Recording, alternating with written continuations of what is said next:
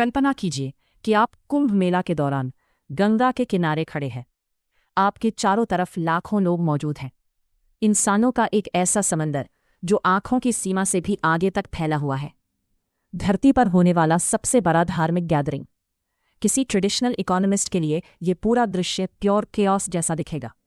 लाखों लोग कुछ समय के लिए अपनी जॉब्स और बिजनेसेस छोड़ देते हैं। लोकल इंडस्ट्रीज धीमी पड़ जाती हैं और लोग हफ्तों तक टेम्पररी टेंट्स में रहते हैं। ऊपर से खर्च अलग। लोग अपने घर साफ करते हैं, बड़े फीस्ट्स तैयार करते हैं, गिफ्ट्स खरीदते हैं, नए कपड़े लेते हैं और फेस्टिवल्स की तैयारी में अपनी सेविंग्स तक खर्च कर देते हैं। आज की दुनिया इंडिविजुअल हसल और फाइनेंशियल ऑप्टिमाइजेशन पर चलती है। हमें लगातार कहा जाता है सेव करो, इन्वेस्ट करो, मैक्सिमम प्रोडक्टिविटी हासिल करो। तो फिर सवाल यह है कि रैशनल लोग जानबूझकर अपनी जिंदगी डिसरप्ट क्यों करते हैं? सिर्फ कुछ दिनों की कियोटिक सेलिब्रेशन के लिए इतना पैसा और एनर्जी क्यों खर्च करते हैं? असल में ये गैदरिंग्स सिर्फ फेस्टिवल्स नहीं है। ये एक एंशंट बायोलॉजिकल टेक्नोलॉजी की तरह काम करती है, जहां लिक्विड कैश को एक बहुत रेयर फॉर्म ऑफ वेल्थ में कन्वर्ट किया जाता है, सोशल ट्रस्ट। इस बिहेवियर के पीछे की हिडन लॉजिक को कॉस्टली सिग्नलिंग थियरी समझाती है।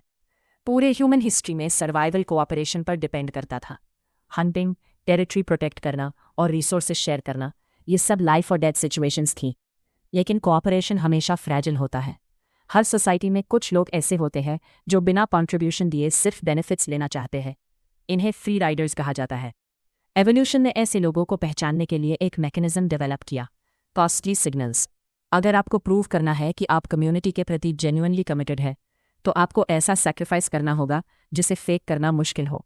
जब कोई इंसान अपना टाइम, मनी और फिजिकल एनर्जी विलिंगली इन्वेस्ट करता है, तो वो कम्युनिटी को एक पावरफुल सिग्नल देता है कि वो सच में लॉयल है। दिवाली पर हुई स्टडीज में भी यही पैटर्न दिखाई देता है। जैसे जैसे लोग क्लीनिंग, शॉपिंग और कुकिंग में ज़्यादा टाइम इन्वेस्ट करते हैं, वैसे वैसे उनके फैमिली कनेक्शन और इमोशनल वेलबींग की फीलिंग्स भी बढ़ती हैं। लेकिन इंटरेस्टिंग बात यह है कि एक पॉइंट के बाद ग्राफ नीचे गिरने लगता है। अगर कोई इंसान प्रेपरेशन में ज़रूरत से ज़्यादा टाइम खर्च करता है, तो पॉजिटिव इमोशंस कम होने लगते हैं। इकोनॉमिक्स में इसे डिमिनिशिंग मार्जिनल यूटिलिटी कहा जाता है। यानी ये पूरा सिस्टम रैंडमली इवॉल्व नहीं हुआ, बल्कि एक फाइनली ट्यून्ड ह्यूमन मैकेनिज्म है जो एग्जैक्ट बैलेंस खोजता है। यहाँ एग्जॉशन और फाइनेंशियल ड्रेन कोई साइड इफेक्ट नहीं है, कॉस्ट ही असली फीचर है, क्योंकि वही कॉस्ट सोशल ट्रस्ट खरीदती है। लेकिन सवाल यह है कि पैसा खर्च करने या फिजिकली एग्जॉस्ट होने से डीप इमोशनल कनेक्शन आखिर बनता कैसे है? इसका जवाब खुद इन एनवायरनमेंट्स में छिपा है। ऐसे festivals highly engineered sensory experiences की तरह काम करते हैं। Synchronised chanting, loud drum beats, shared devotion और मैसिव क्राउड्स का फिजिकल स्ट्रेस, ये सब मिलकर ब्रेन पर पावरफुल इफेक्ट डालते हैं। ये सेंसरी ओवरलोड हमारे ब्रेन के हैजर्ड प्रिकॉशन सिस्टम को टेम्पररीली सप्रेस कर देता है। यानी वही इंटरनल अलार्म सिस्टम जो नॉर्मली स्ट्रेंजर्स के प्रति एंग्जाइटी और फियर पैदा करता है। जब ये अलार्म शांत हो जाता है, तो नर्वस सिस्टम ऑक्सीटोसिन और सेरोटोनिन जैसे न्यूरोकेमिकल्स रिलीज करने लगता है। ये केमिकल्स फियर, पेन और एग्जॉस्शन की नॉर्मल लिमिट्स को टेम्पररीली ओवरराइड कर देते हैं। और जब लाखों लोग एक साथ यही न्यूरोकेमिकल स्टेट एक्सपीरियंस करते हैं, तब कलेक्टिव एफरवेसेंस पैदा होती है। यानी एक ऐसा मोमेंट जहां सोशल बाउंड्रीज डिसॉल्व होने लगती हैं।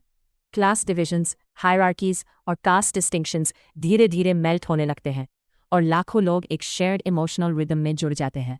कुछ समय के लिए इंसानों की सेल्फिश इंडिविजुअल इंस्टिंक्ट्स कमज़ोर पड़ जाती हैं और पूरा समूह एक यूनिफाइड सुपर ऑर्गेनिज्म की तरह बिहेव करने लगता है। अब अगर हम इस पूरी प्रोसेस को इकोनॉमिक पर्सपेक्टिव से देखें, तो मैसिव फेस्टिवल स्पेंडिंग का मतलब पूरी तरह बदल जाता है। जब पिलग्रिम्स लोकल स्टॉल्स से पॉटरी, फूड और रिचुअल आइटम्स खरीदते हैं, तब पैसा सीधे लोकल आर्टिजन्स और स्मॉल वेंडर्स तक पहुंचता है।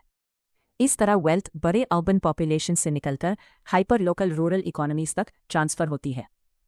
और यही सिस्टम गरीब कम्युनिटीज़ के लिए एक इनफॉर्मल सोशल सिक्योरिटी नेटवर्क बन जाता है, जो उन्हें पूरे साल सस्टेन करने में मदद करता है।